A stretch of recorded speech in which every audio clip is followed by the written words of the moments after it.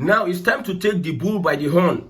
Nnamdi Kanu's lawyer, Aloy Ejimakor, is calling on leaders of the Igbo race to convene an emergency meeting of all Igbo stakeholders to address the insecurity ravaging Igbo land. I repeat, emergency meeting of all Igbo stakeholders to address the insecurity ravaging Igbo land. Look at this. Dear Igbo leaders, elected and unelected, are you waiting for Benue to happen to Nnamdi Igbo before you convene an emergency meeting to rid our forests of genocidal elements whose only purpose is to terrorize, rape, murder, and kidnap Nnamdi Igbo? What are Igbo leaders doing? You see killings in Benue State. From Plateau to Benue State to Enugu State, it will get into the southeast. Imo is under attack. What are the leaders doing? When Nnamdi Kanu created ESN, he was attacked, he was criticized. Look at us now in the southeast. Nnamdi Kanu created ESN. The governors were critically against Nnamdi Kanu. We are under attack. One Nigeria is giving these people access to our lands. One Nigeria is giving these people access to our commonwealth. One Nigeria is giving these people access to our oil, access to our natural resources. When would we convey an emergency meeting to address the insecurity in Igbo land? These Fulani guys, they have AK-47. They have ammunition. Our villagers have nothing to defend themselves. We all left the rural areas for the urban cities. We abandoned our ancestral homes, and these people are coming to take over using one Nigeria. Nnamdi Kanu, through his lawyer, is calling on this meeting. Igbo leaders, elected, unelected, non-elected, let us come together and devise a means to protect our land. If you don't have a heritage, if they wipe out your heritage, little by little, we are destroying our culture. Little by little, we are destroying our language. Our heritage is being destroyed. And leaders in Igbo land are doing nothing. They go to parties, they spray, they go to burial, they show off. This is high time for you people to show workings. We have a second opportunity.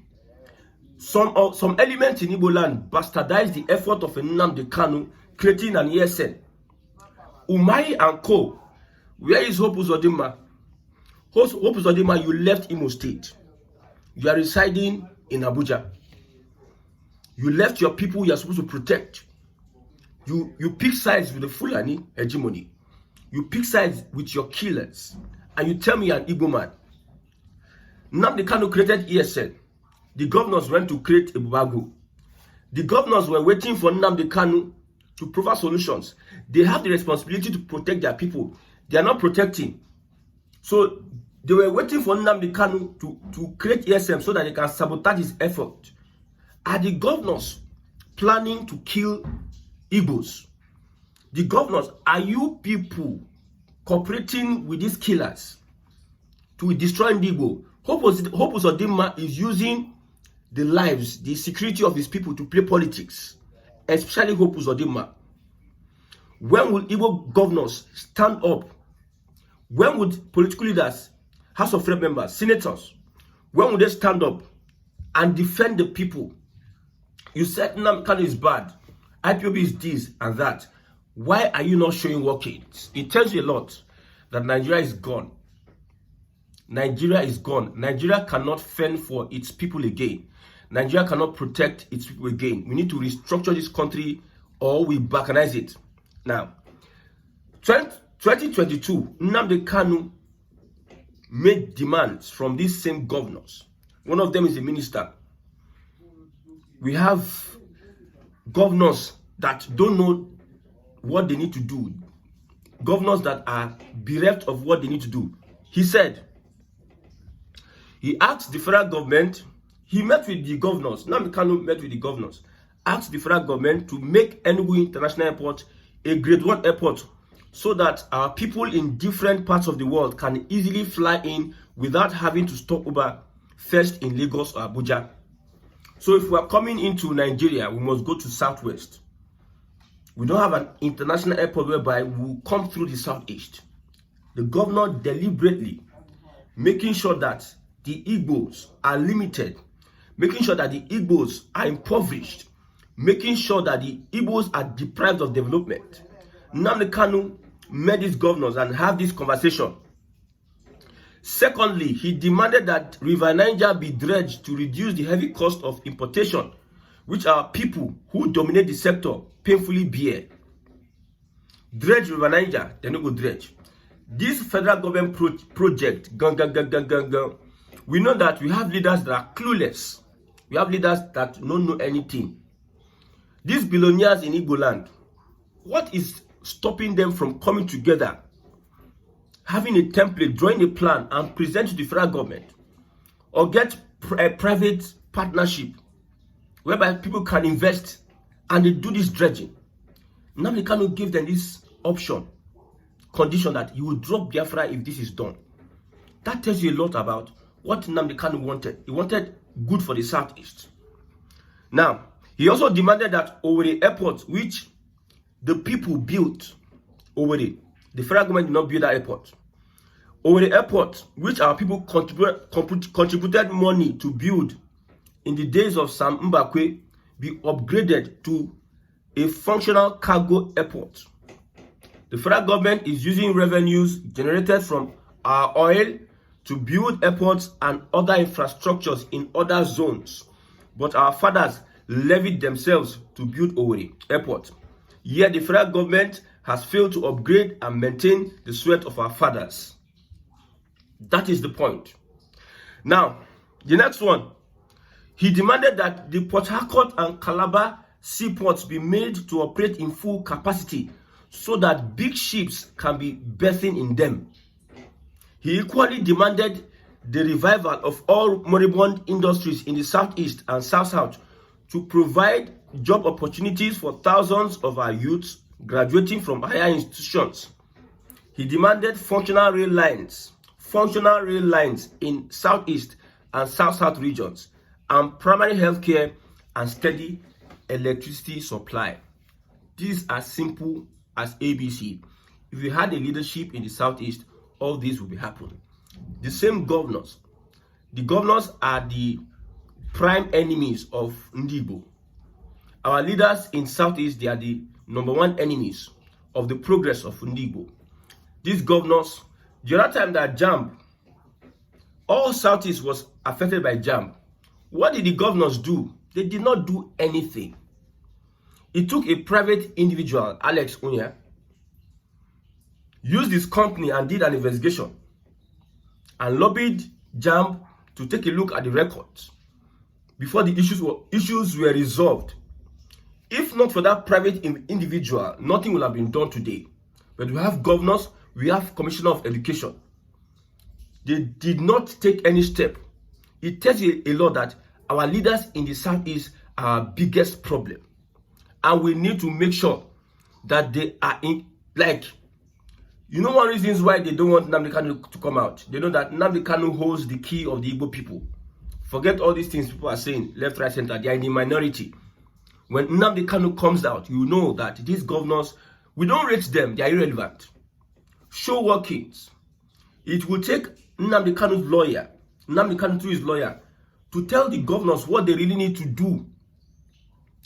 If you have stakeholders meeting in the Southeast, it's easier to tackle the insecurity. Most of our traditional rulers are selling lands to this Fulani. Most of our traditional rulers are complicit in some of this evil happening in the Southeast. And they are going to keep quiet because they know that they are part of the problem.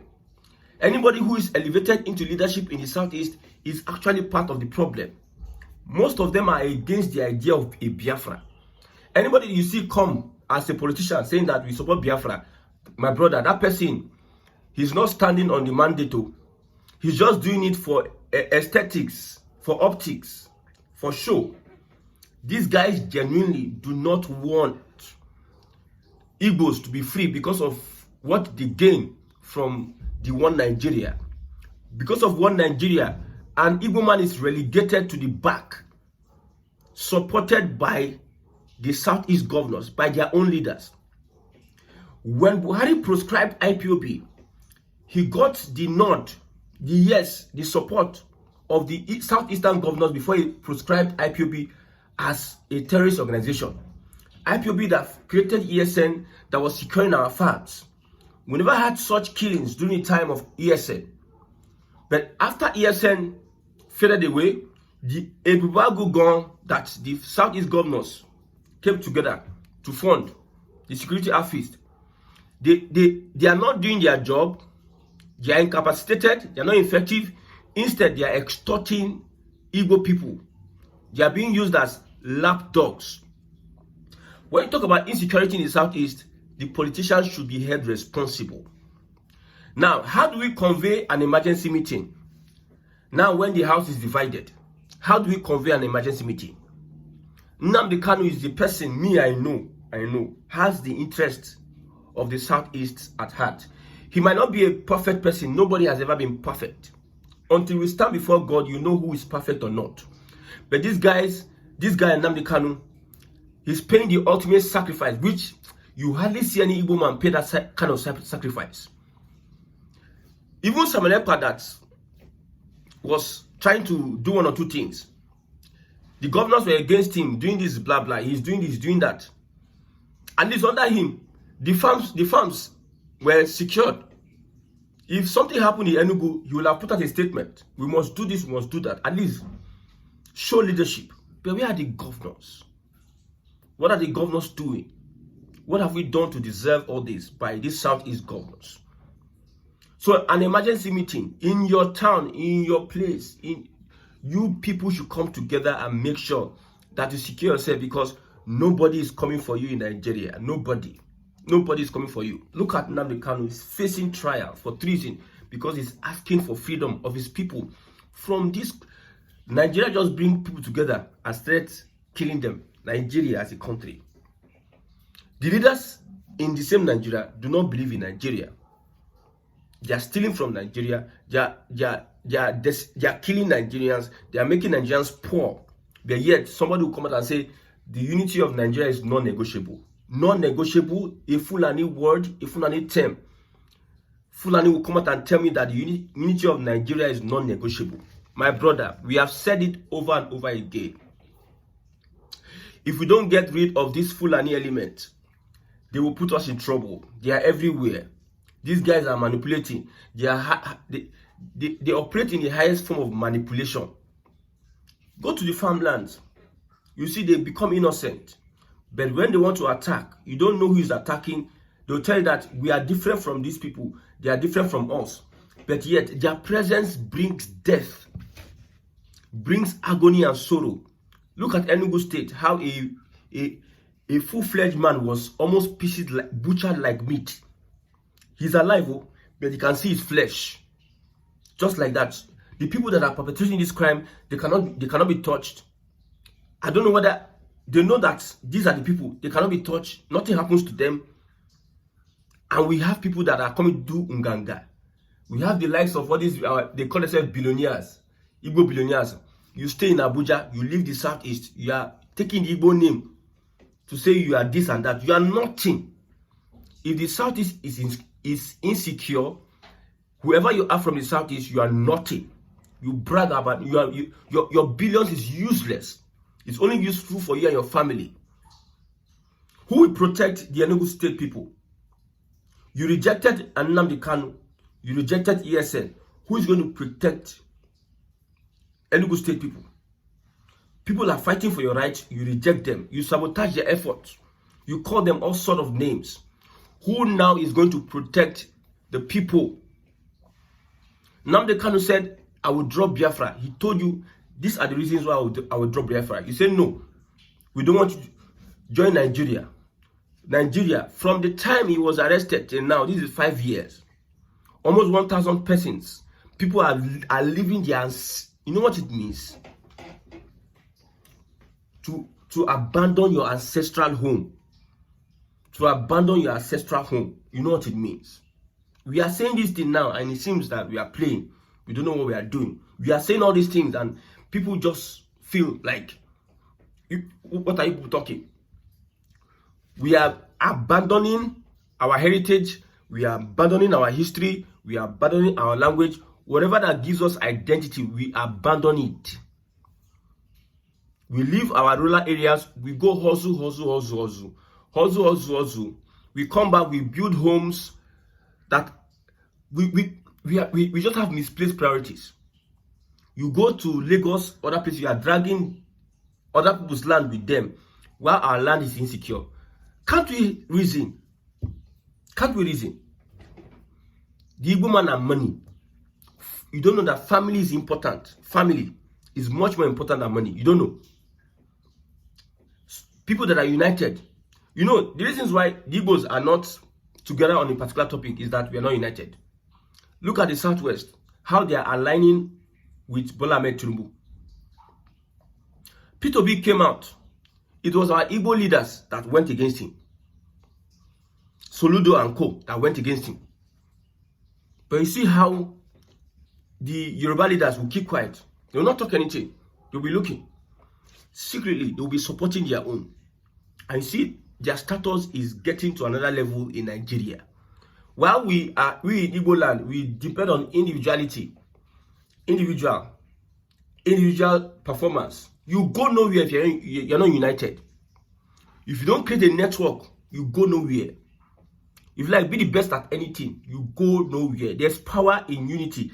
There's power in cooperation. There's power in partnership. There's power in networking.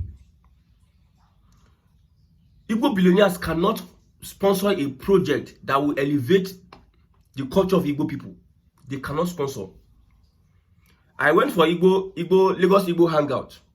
Some Igbo people, instead of them to support that Igbo hangout, they expect them, because they are celebrities or they have some status in society, they expect them to be paid. Something that just started 2 years ago, they expect them to be paid. And they'll be charging you high and be doing like this. Pride and arrogance. Selfishness and the love for money is what will destroy Igbo if we don't take time.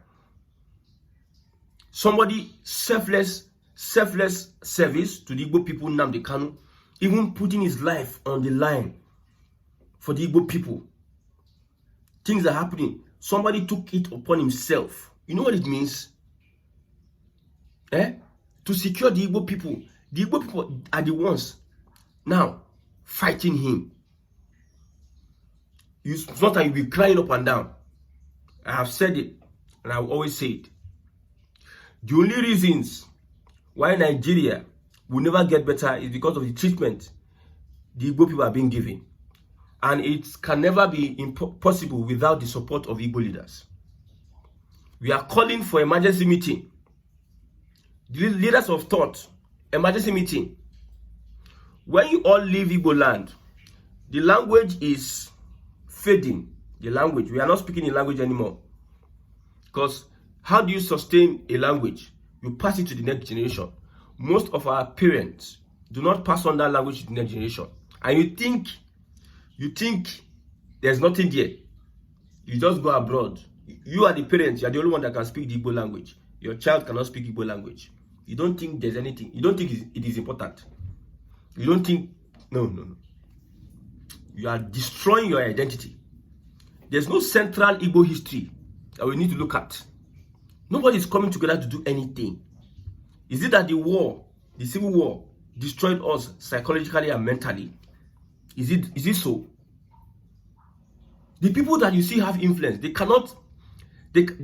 are not conscious of the language, the culture, heritage. The Igbo people you see that having influence, the young people, nobody is making efforts. The leaders are just there drinking palm wine. Clueless, visionless. I don't know to what end. You have billionaires, somebody say, Ndi Morego, you have money for what?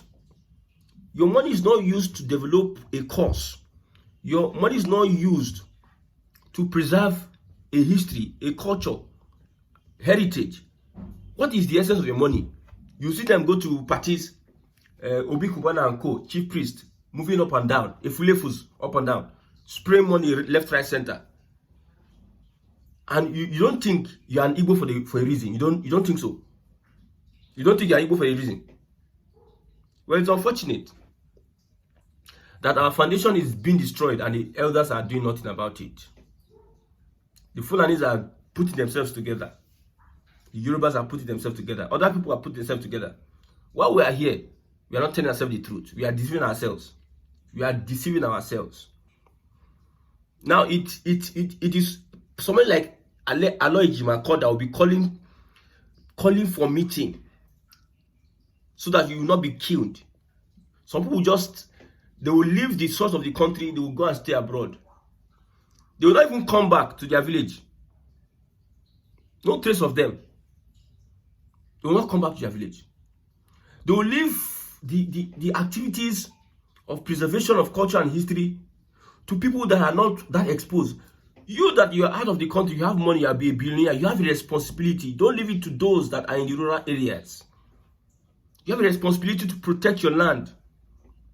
People are running away from their homes. They cannot stay. If we know that there are killings upon killings in so area, people cannot stay in such areas. That's the reasons why we are calling people, come out and protect yourselves. We cannot talk more than this. The governors have shown, the president, the government of the day have shown that it doesn't have the capacity to protect the people. Instead, it will weaken the people from protecting themselves. If the people want to arm themselves to protect themselves, the governor will come and disarm the people. We must take drastic measures and approach. It is not time for cho-cho-cho. We need to come and take action. Action must be taken. We don't have to start shouting on social media, because I've seen that one too many these killings are happening up and down. If you're a leader, you're a leader, you're a leader. You don't have to be told what to do. But leaders in Nigeria, they tell them what to do. They even force them. They feel reluctant doing what they need to do. They tell them what to do. So are we supposed to start forcing Igbo leaders to do what they need to do over these Southeast killings? When if fully enter Southeast, you see some people from abroad. See, God help us. God help us. Let these guys enter fully and establish. You don't hear stakeholder and settler. From settler now, from entering, moving, they now settle. From settle, they start claiming status in Igbo land. Now that time you go know how far.